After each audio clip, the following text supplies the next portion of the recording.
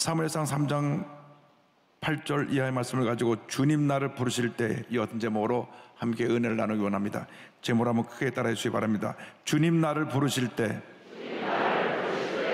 주님 나를 부르실 때,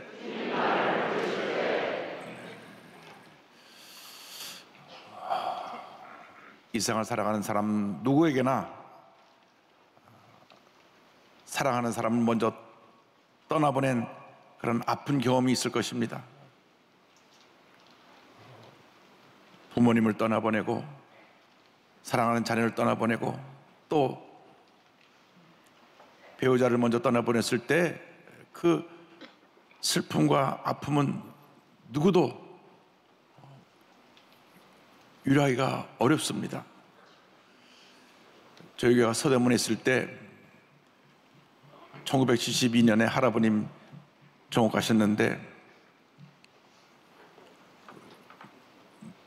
할아버지 사랑을 가장 많이 받던 우리 막내 삼촌이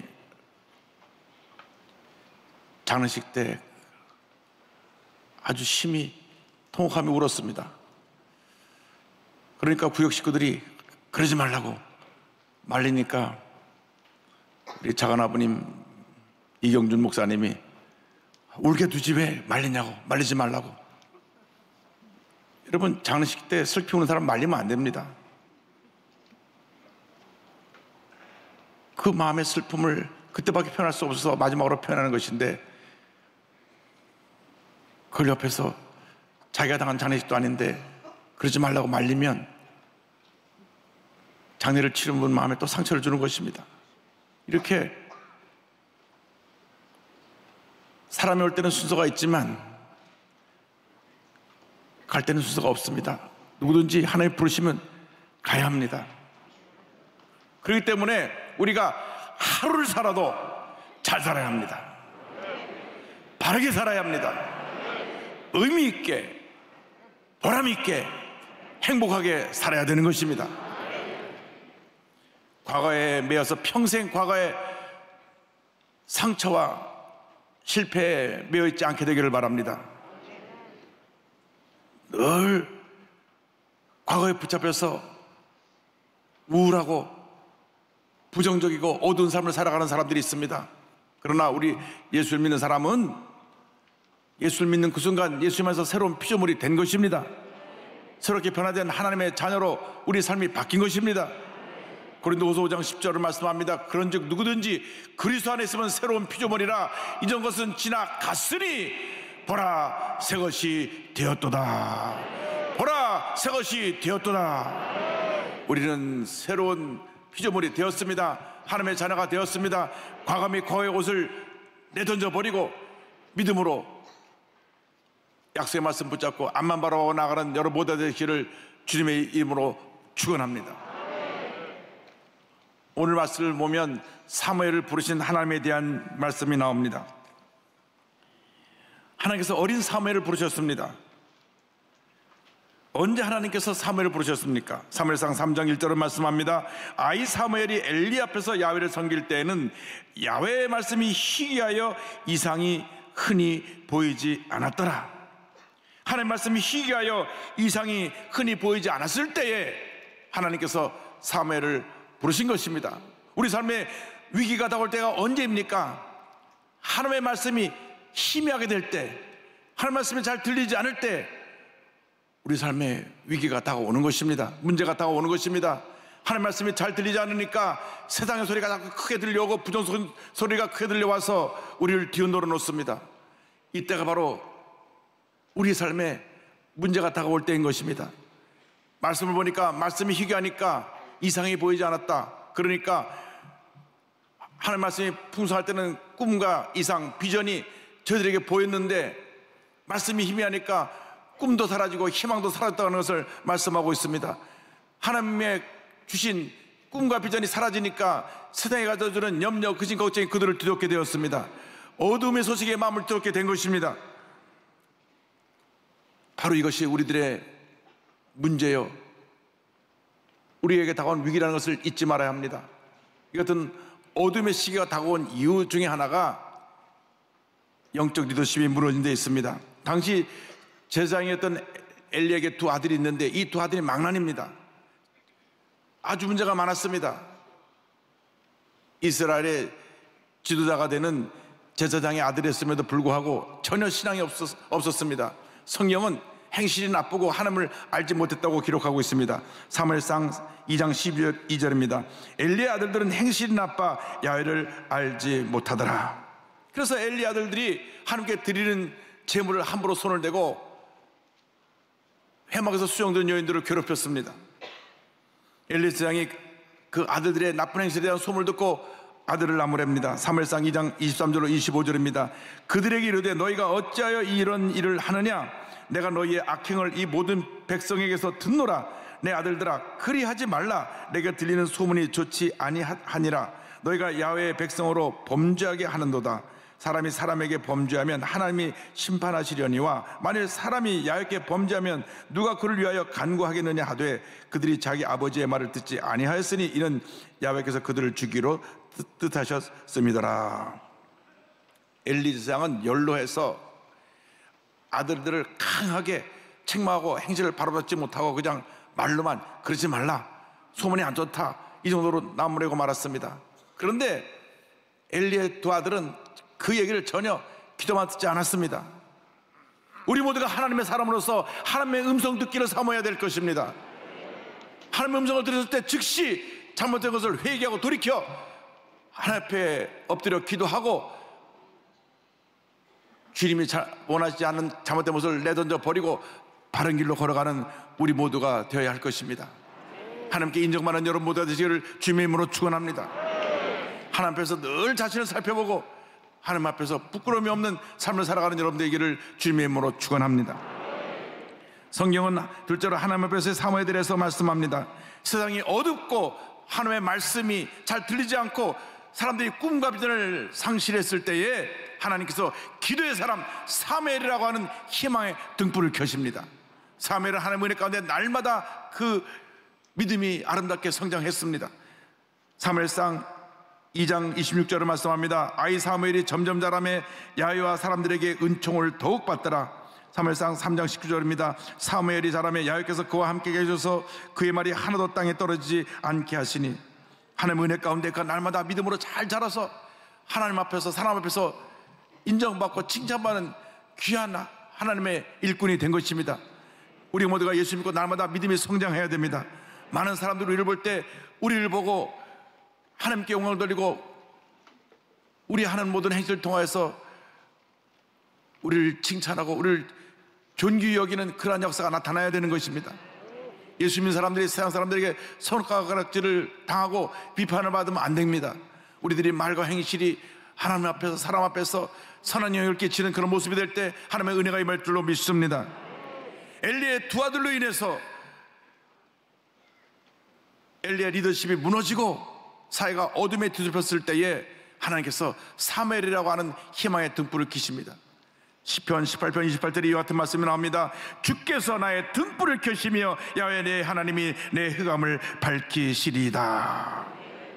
주님께서 우리를 뒤덮거리니 흑암의 모든 권세를 이기게 하시기 위해서 우리 마음에 희망의 등불을 켜주시는 것입니다. 어두운 세상을 밝힐 희망의 등불이 우리 마음 가운데 있습니다. 우리가 말씀과 성령으로 충만하기만 하면 우리는 세상의 빛과 소금의 역할을 감당하게 되는 것입니다. 우리들이 가는 곳에 어둠이 물러가고 문제가 떠나가고 하나님의 은혜가 임하게 될 것입니다. 말씀과 성령으로 충만하여 여러분 모두가 이 사회의 희망의 등불이 되시기를 주님의 이름으로 축원합니다. 하나님께서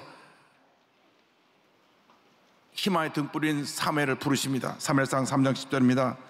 야훼께서 임하여 서서 전과 같이 사무엘아 사무엘아 부르시는지라. 사무엘이 이르되 말씀하옵소서 주의 종이 듣겠나이다 하니 사무엘이 하나님의 전에 있을 때 하나님의 음성을 들었습니다. 사무엘의 마음은 언제나 하나님의 전에 있었습니다. 성경을 보니까 엘리가 자기 처소에서 잠을 잘 때 사무엘은 하나님의 전에 있었다고 말합니다. 사무엘상 3장 2절 3절입니다. 엘리의 눈이 점점 어두워 가서 잘 보지 못하는 그때 그가 자기 처소에 누웠고 하나님의 등불은 아직 꺼지지 아니하였으며 사무엘은 하나님의 궤에 있는 야훼의 전안에 누웠더니. 말씀을 보니까 이 하나님의 등불은 여전히 켜 있었고 사무엘은 그 하나님의 전 안에 누워 있다고 말씀합니다. 지금 여러분이 있는 자리가 어디입니까? 하나님이 거하시는 자리입니까? 하나님의 등불이 켜 있는 자리입니까? 아니면 죄의 유혹에 노출된 자리입니까? 언제나 우리가 어디 있는지 우리 자신을 살펴보아야 되는 것입니다. 하나님의 임재가 있는 그 자리에 여러분 있기를 주님의 이름으로 축원합니다. 이사야가 하나님의 전에 있을 때 환상을 보았습니다. 하나님의 임재를 체험했습니다. 그때 자신의 죄가 보였습니다. 하나님 앞에 회개합니다. 이사야 6장 5절입니다. 그때 내가 말하되 화로다 나여 망하게 되었도다. 나는 입술이 부정한 사람이요 나는 입술이 부정한 백성 중에 거주하면서 만군의 야훼신 왕을 배웠음이로다 하였더라. 이사야가 자기의 죄 허물을 보고 회개했을 때 하나님께서 그 죄를 사하여 주셨습니다. 이사야 6장 6절 7절입니다. 그때 그 서랍 중에 하나가 부젓가락으로 제단에서 잡은 바 핀 숯을 손에 가지고 내게로 날아와서 그것을 내 입술에 대며 이르되 보라 이것이 내 입에 닿았으니 내 죄악이 제하여졌고 내 죄가 사하여졌느니라 하더라. 늘 여하튼 주사면을 체험하는 여러분 되시기를 주님의 이름으로 축원합니다. 성경은 나아가서 사무엘에게 하나님의 뜻을 전하신 장면이 이어져 우리에게 말씀을 전해주고 있습니다. 하나님께서 사무엘에게 하나님의 뜻을 전하십니다. 이제 엘리의 집에 심판이 임할 것이다. 사무엘상 3장 12절입니다. 내가 엘리의 집에 대하여 말한 것을 처음부터 끝까지 그날에 그에게 다 이루리라. 영적 타락이 이스라엘에 큰 재난을 가져왔습니다. 재앙을 가져온 것입니다. 블레셋까지 전쟁에서 참패하고 그들이 가졌던 그 소중한 법궤도 빼앗기고 엘리의 두 아들 홈리와 비나스는 그 자리에서 죽고 말았습니다. 사무엘상 4장 10절 11절입니다. 블레셋 사람들이 쳤더니 이스라엘이 피하여 각기 장막으로 도망하였고 살육이 심히 커서 이스라엘 보병이 엎드러진 자가 3만 명이었으며 하나님께는 빼앗겼고 엘리의 두 아들 홈리와 비나스는 죽임을 당하였더라. 이 소식을 듣고 그 아버지가 충격을 받아서 엘리장이 뒤로 넘어 목이 부러져 죽고 그 며느리도 애를 낳다가 충격을 받고 죽었습니다. 얼마나 큰 득인지 말로 다 할 수가 없습니다. 사무엘상 4장 18절 이하는 설명합니다. 하나님의 괴를 말할 때 괴를 빼앗겼다는 것을 보고할 때 엘리가 자기의 의자에서 뒤로 넘어져 문 곁에서 목이 부러져 죽었으니 19절 이하의 같은 말씀이 나옵니다. 그의 며느리인 비느하스의 아내가 임신하여 해산 때가 가까웠더니 하나님의 괴를 빼앗긴 것과 그의 시아버지와 남편이 죽은 소식을 듣고 갑자기 아파서 몸을 굽으려 해산하고 죽어갈 때에 얼마나 큰 심판이 임했는지 모릅니다. 하나님의 심판은 엄미합니다. 하나님께서 경고하시고 또 경고하시고 경고하시다가 끝끝내 돌이키지 아니하시면 이와 같이 엄하게 심판하시는 것입니다. 하루아침에 엘리 지상의 두 아들 홈리와 비나스가 전쟁에서 죽임을 당하고 그 소리를 들은 아버지가 거꾸로져서 목이 부러 죽고 또 그 며느리인 비나스의 아내가 애를 낳다가 죽었습니다. 주님의 음성이 들려올 때 지금 회개하고 주님께 돌아오시길 바랍니다. 다시금 은혜를 회복하시기 바랍니다. 회개하고 돌아올 때 하나님의 큰 은혜와 축복이 우리에게 임하게 되는 것입니다. 우리가 늘 주님 앞에 바로 서기를 힘쓰고 회개에 힘쓸 때 하나님의 풍성한 은혜가 우리에게 넘쳐나게 될 것입니다. 온 이스라엘 백성이 회개하는 장면이 사무엘상 7장 3절 4절에 나옵니다. 사무엘이 이스라엘 온 족속에게 말하여 이르되 만일 너희가 전심으로 야훼께 돌아오려거든 이방 신들과 아스다롯을 너희 중에 제거하고 너희 마음을 야훼께로 향하여 그만을 섬기라. 그리하면 너희를 블레셋 사람의 손에서 건져내시리라. 이에 이스라엘 자손이 바알들과 아스다롯을 제거하고 야훼만 섬기니라. 저들이 모든 우상을 제거하고 주님을 섬길 때 하나님의 은혜가 임했습니다. 우리 삶 가운데 우상이 무엇입니까? 우리 자신을 살펴봐야 됩니다. 우리가 주님보다 더 사랑하는 모든 것이 우상인데 물질의 우상도 우리가 하나님 앞에 하나님보다 더 사랑했으면 회개하고 돌이켜서 주님 주신 물질로 주님을 잘 섬기는 주의 사랑을 실천하는 우리 모두가 되어야 할 것입니다. 권력의 우상을 따라갔으면 그것들 회개해야 됩니다. 무엇보다도 나라고 하는 우상을 섬겼던 것을 우리가 철저히 회개해야 될 것입니다. 회개할 때 블레셋 군사가 저들을 쳐들어왔습니다. 우리가 주 앞에 바로 서려고 하면 악한 원수마귀가 우리를 공격해 오는 것입니다. 사무엘상 7장 10절입니다. 사무엘이 번제를 드릴 때 블레 사람이 이스라엘과 싸우려고 가까이 오매 그날에 야훼께서 블레 사람에게 큰 우레를 발하여 그들을 어지럽게 하시니 그들이 이스라엘 앞에 패한지라. 그들이 공격해 왔지만 하나님께서 저들을 물리치셨습니다. 하나님께서 우리가 주님 앞에 바로 서 있기만 하면 어떠한 대적이 우리를 쳐더라도 그 모든 대적을 멸하시고 우리의 위대한 승인을 가다 줄 것입니다. 하나님 앞에 바로 서 있기만 하면 하나님께서 우리에게 복에 복을 더하여 주시는 것입니다. 영혼이 잘된 같이 범사가 잘되며 강건하게 되고 생명의 풍성하게 얻는 은혜를 우리에게 부어주시는 것입니다. 하나님은 언제나 하나님의 백성을 사랑하시고 돌보십니다. 블레셋이 패하고 난 후에 사무엘이 감사의 제단을 쌓았습니다. 사무엘상 7장 12절입니다. 사무엘이 돌을 취하여 미스바와 센 사이에 세워 이르되 야훼께서 여기까지 우리를 도우셨다 하고 그 이름을 에베네셀이라 하니라. 여기까지 우리를 도우셨다, 여기까지 우리를 도우셨다. 어제도 도우신 하나님 지금도 도우시고 앞으로 도우실 것이다. 그 말씀이 바로 에베네셀입니다. 에베네셀, 하나님이 이스라엘과 함께 하셔서 이스라엘 백성이 하나님 앞에 바로 서서 기도하는 한 이스라엘 백성을 떠나지 아니하시고 은혜 주시고 기적을 베풀어 주시고 어떤 문제에서도 그들을 건져주시고 모든 대적에서 저들과 싸워 승리하게 만들어 주신 것입니다. 에베네셀, 하나님의 은혜를 날마다 체험하는 여러분 모두가 되기를 주님의 이름으로 축원합니다. 너무나 말할 수 없는 고난 속에서 주님을 붙잡고 주님의 인도하심으로 승리한 한 사모님의 간증을 함께 나누기 원합니다. 남편은 희귀난치성 질병으로 투병 중이시고 큰아들은 불안정을 앓고 있어서 그 집안에 그 고통과 어려움은 말로 다 표현할 수가 없습니다.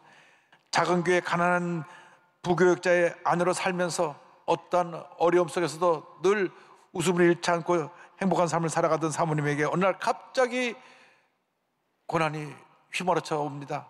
그때 나이 31살, 결혼 5년 차였던 2001년도에 남편이 원인도 치료부터 알지 못하는 온몸이 바늘로 찌르는 것 같은 통증이 임하는 병이 왔습니다. 섬유근육통증후군이라고 하는 희귀난치병입니다. 이것은 약도 없고 치료하는 방법도 없습니다. 여러분, 바늘로 손가락 끝에 잠깐 찔러도 아야 하는데 온몸을 바늘로 찌르는 것처럼 아프니 얼마나 고통스럽겠습니까? 너무 아파서 진통제를 먹는 것밖에는 다른 치료법이 없습니다. 그러니까 온몸이 막 바늘로 찌르는 것처럼 아프니까 교회에서 부교육자로 사역할 수 없잖아요. 사역을 하고 좀 쉬었다가 그래도 주의 종이니까 또 주임을 해야 되니까 또 다시 사역을 시작했다가 또 아프니까 또 쉬어야 되고 그렇게 사임했다 다시 일을 시작하고 그렇게 시간을 지난 가운데 본인이 주의 종이니까 내가 죽으면 죽으리다 하는 결단을 가지고 다시 교회를 시작하십니다. 2008년에 가정집에서 교회를 개척을 했습니다. 그런데 개척하고 나서 1년 지난 후에 초등학교 5학년이었던 큰아들이 갑자기 불안증을 앓기 시작해갖고 코피를 쏟고 다리의 통증과 어지러움을 호소합니다. 해가 지나도 아이가 낫지 않습니다. 그래서 결국은 학교를 그만두게 됩니다. 남편은 온몸이 통증을 아파서 그냥 알아서 며칠씩 누워있죠. 아들은 코피를 쏟고 불안증으로 고통스러워 하루하루 지나기 힘들죠. 본인도 그래서 우울증이 오기도 하고 하루하루 살아가는 게 얼마나 힘들었는지 통장은 늘 바닥이고 너무 극한 고난에 시달리자 하나님 앞에 울부짖어 기도했습니다. 하나님은 왜 나를 내버려 두시나요? 나는 완전 사막 한복판, 어쩌면 망망대해 한복판에 버려졌어요. 어떻게 헤쳐나가라고요? 한참 방언으로 울부짖으며 주님 앞에 기도하다가 잠시 숨을 고를 때 주님의 음성이 들려옵니다. 나는 너를 한순간도 내버려 둔 적이 없단다. 나는 너를 한순간도 내버려 둔 적이 없단다. 이때 주님의 음성을 꽉 붙들었습니다. 자기를 찾아서 귀한 말씀을 주신 하나님의 은혜에 감사해서 어제도 함께 하시고 오늘도 함께 하시고 내일도 함께 하실 하나님을 믿고 믿음으로 일어섰습니다. 주님이 함께 하시면 어떤 고난도 내가 하나님의 주신 은혜로 축복으로 받을 수 있다고 고난의 축복을 바라보며 믿음으로 나아갔습니다.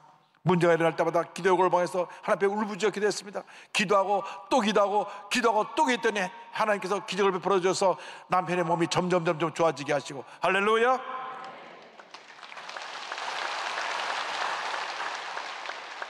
일주일에 며칠씩 누워있던 남편이 이제는 일어나서 온종일 사역할 수 있게 되었고, 큰아들은 7년 동안 정신과 약을 먹었는데 약을 끊게 되고, 할렐루야. 혼자 나가서 친구도 만나고 전철도 타고 다닐 수 있게 되었습니다. 더 놀라운 것은 둘째 아들은 집에 아버지가 아프고 형이 아파갖고 어머니가 전혀 돌봐줄 틈이 없는데 혼자 스스로 열심히 공부해가지고, 뭐 과외를 시킬 수가 있습니까? 학원을 보낼 돈이 있습니까? 혼자 스스로 공부해서 서울대학교 인문학과에 입학을 했어요. 할렐루야.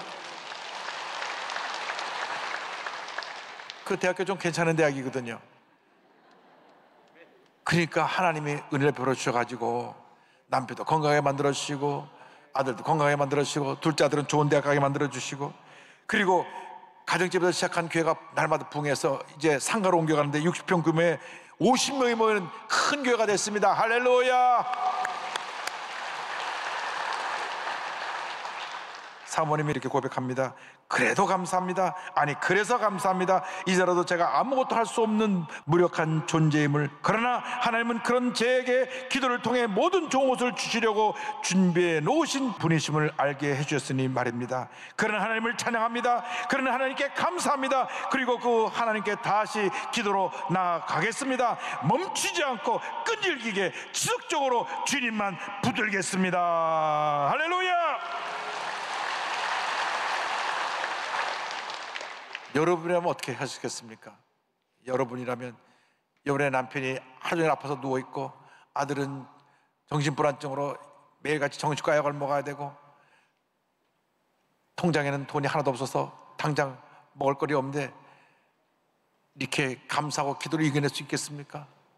주님이 함께 하시면 여러분이 어떠한 고난을 당했어도 사모님이 이겨낸 것처럼 여러분도 이겨낼 수 있을 것입니다. 주님만 믿고 의지하고 붙잡고 나가는 여러분 모두가 되시길 바랍니다. 캄캄한 어둠 밤에 지나갈 때라도 주님이 함께해서 우리에게 희망의 등불, 생명의 등불을 켜주기 때문에 어떤 문제 어려움도 이거 우리는 넉넉히 승리하며 살아갈 수 있게 되는 것입니다. 주님이 우리를 부르시기만 하면, 주님이 우리를 붙드시기만 하면 우리에겐 하나님의 은혜와 축복과 기적과 승리가 다가오는 것입니다. 우리가 지금 어디에 서 있습니까? 어떤 자리에 우리가 지금 어떤 문제 속에서 오늘 이 시간 이 자리에 우리가 와 있습니까? 오늘 주님의 음성 듣고 주님의 손을 붙잡고 주님께서 맡기신 귀한 삶을 깨닫고 믿음으로 전해 나갈 수 있는 여러분 모두가 되기를 간절히 소원합니다.